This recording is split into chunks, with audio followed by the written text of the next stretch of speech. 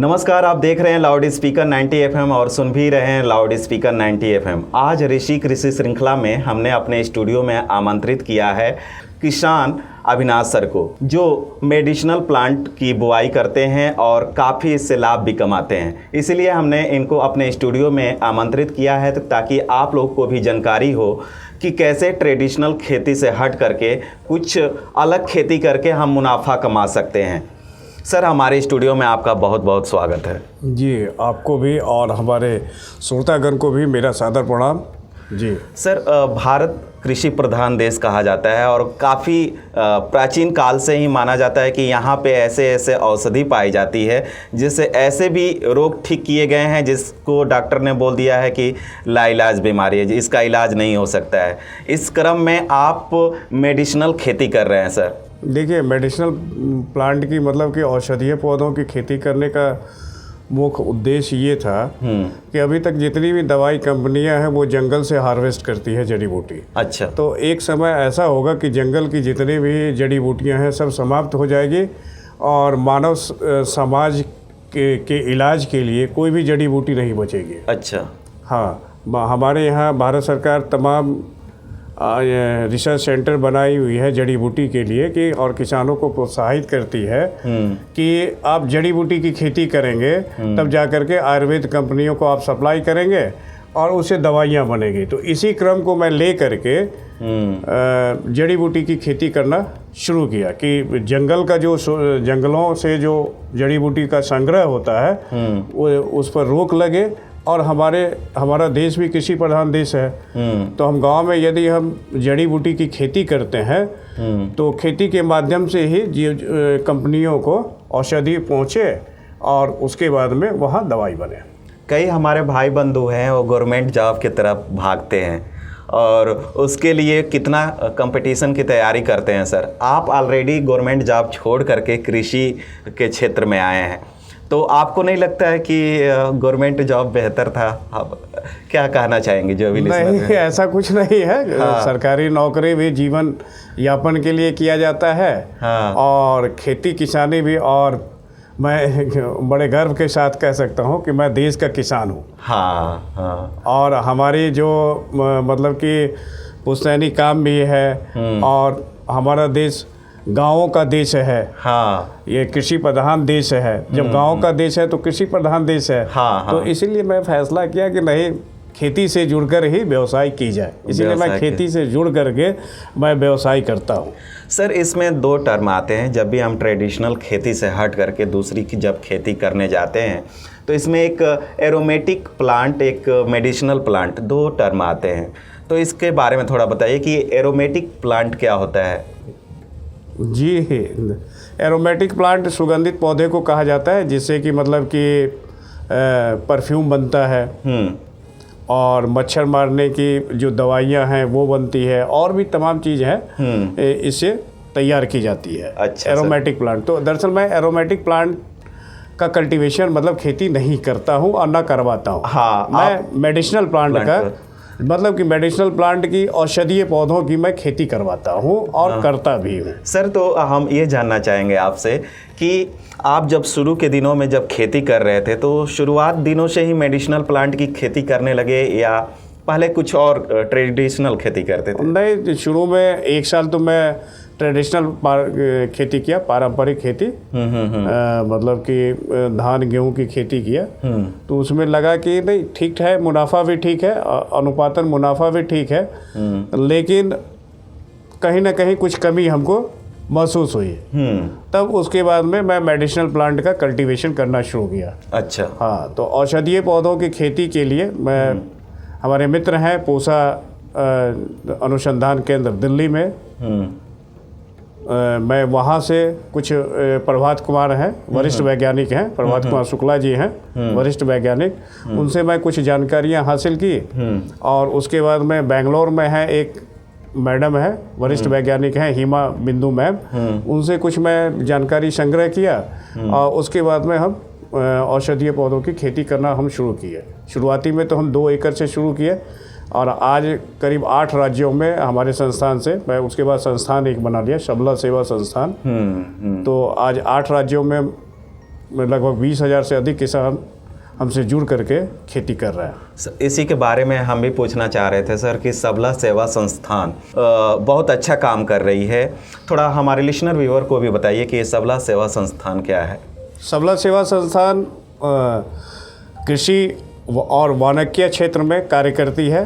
कृषि क्षेत्र में जैविक विधि से और प्राकृतिक विधि से मेडिसिनल प्लांट या औषधीय पौधों की खेती करती है, और साथ में जो किसान भाई हमारे साथ जुड़ कर खेती करते हैं, संस्थान के से जुड़कर खेती करते हैं, उनको हम बाज़ार भी उपलब्ध करवाते हैं। अच्छा, वो सिर्फ खेती करके हमको दे दे, और खेती करने से पहले उनको मतलब औषधीय पौधों का मूल्य निर्धारण कर दिया जाता है कि हम 10 रुपये खरीदेंगे या 500 रुपये किलो खरीदेंगे। आपको लगता है कि नहीं, आप पारंपरिक खेती से अधिक लाभ ले रहे हैं, तो संस्थान से जुड़ करके आप खेती कर सकते हैं। अच्छा, पूरा सपोर्ट मिलता है? पूरा तकनीकी सपोर्ट देते हैं, बीज देते हैं, उनको बाजार तक उनका माल पहुंचाते हैं, उनको बाजार की दिक्कत नहीं होती है। जो अभी धान गेहूं यही सारे चीज़ें उगा रहा है, अगर इसमें आना चाहता है मेडिसिनल प्लांट में, तो उसके साथ पहला क्या चैलेंजेस आते हैं, और अगर खेती करना चाहता है इसमें तो किससे शुरुआत करे, वो कौन से पौधे से शुरुआत करें? देखिए, सबसे बड़ी बात है कि खेती तो कोई भी व्यक्ति किसी भी चीज़ का कर लेगा, लेकिन औषधीय पौधों का एक बाजार नहीं है। अच्छा, जैसे कि सब्जी मंडी लगती है, हाँ, धान के लिए गेहूं के लिए मंडी है, वैसे औषधीय पौधों के लिए कोई बाजार निश्चित नहीं है। तो किसान भाई जब इसकी खेती करते हैं तो उनको बाजार की समस्या होती है, लेकिन सबला सेवा संस्थान एक ऐसा प्लेटफॉर्म है कि आप सबला सेवा संस्थान के साथ जुड़ करके खेती कीजिए और आपको बाजार की कोई दिक्कत नहीं होगी। अच्छा, हाँ, और रही बात कि आप शुरुआत कितने एकड़ से कीजिए, यदि आप कहीं से प्रशिक्षण प्राप्त किए हुए हैं तो 2, 4, 10 एकड़ से भी आप शुरू कर सकते हैं। अच्छा, लेकिन यदि आपने कहीं से प्रशिक्षण नहीं लिया है, किसी से जानकारी नहीं ली है, लगता है कि हम खेती करें, तो 1-2 एकड़ से आप थोड़ी बहुत जानकारी लेकर के 1-2 एकड़ से शुरुआत कर सकते हैं।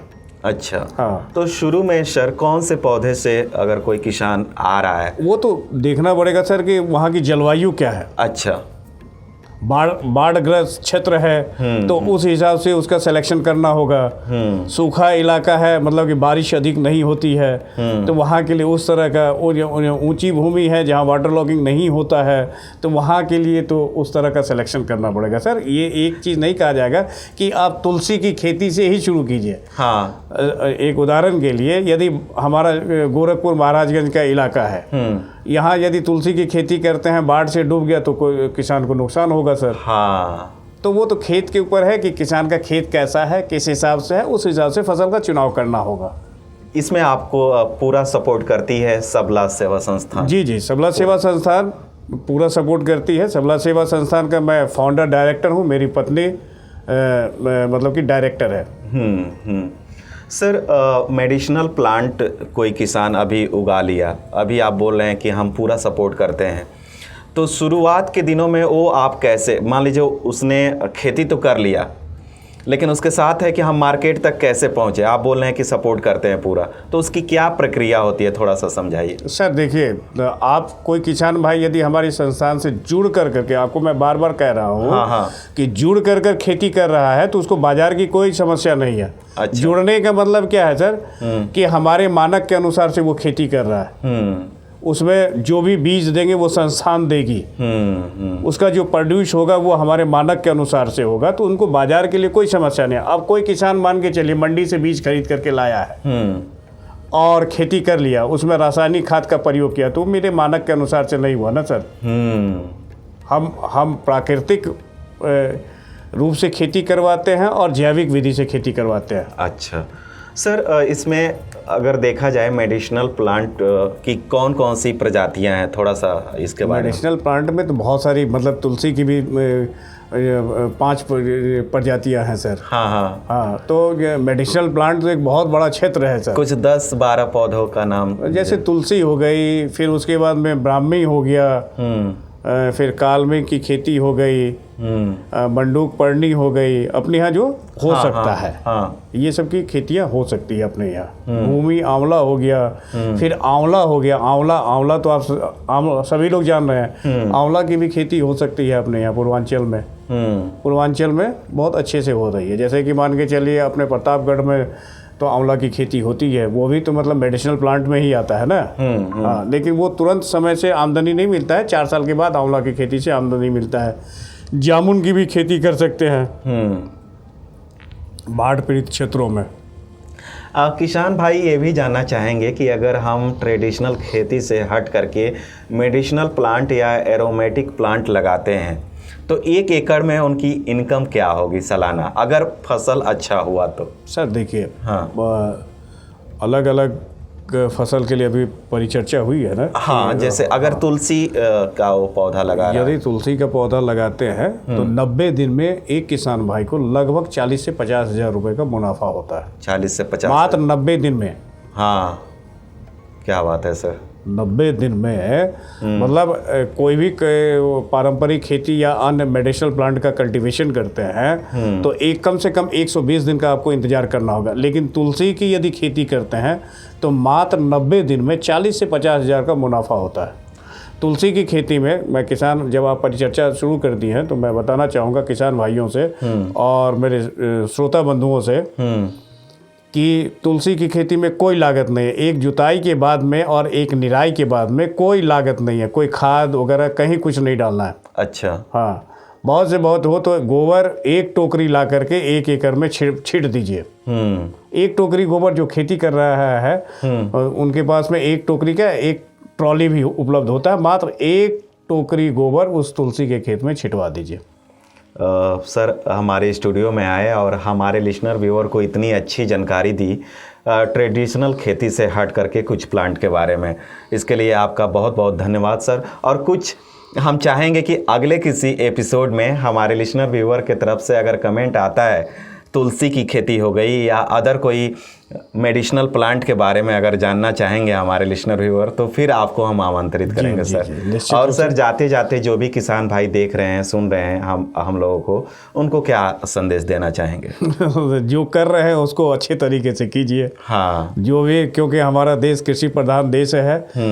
हम आज से नहीं सदियों से कृषि से जुड़े हुए हैं और कृषि को लेकर के ही हमारी पहचान बनी हुई है। तो जहाँ भी जो चीज़ की खेती कर रहे हैं, पारंपरिक खेती कर रहे हैं तो उसको प्राकृतिक विधि से कीजिए। मेडिसिनल प्लांट की खेती करते हैं तो प्राकृतिक विधि से कीजिए। समाज को जहर मत दीजिए, ठीक है ना। प्राकृतिक विधि और जैविक विधि से खेती करेंगे तो अमृत स्वरूप हमारे खेत से निकलेगा। जय जवान जय किसान का जो नारा है वो हमारा नारा है। जय किसान जय भारत। जय भारत। आज के हमारे ऋषि कृषि श्रृंखला में थे किसान अविनाश जी। आशा करते हैं कि जो भी इन्होंने जानकारी दी मेडिसिनल प्लांट के बारे में आपको काफ़ी लाभ मिला होगा और आप भी शुरुआत कर सकते हैं। अगर हेल्प चाहिए तो आप सबला सेवा संस्थान से कनेक्ट हो सकते हैं, नंबर हम लोग के थ्रू मिल सकता है। और ऐसे ही देखते रहिए, सुनते रहिए लाउड स्पीकर 90 FM, बजाओ बजाओ जरा झूम के बजाओ। और हाँ, आप लोग चैनल को सब्सक्राइब जरूर करें और बेल आइकन को हिट करें। आप सभी श्रोताओं को मेरा नमस्कार।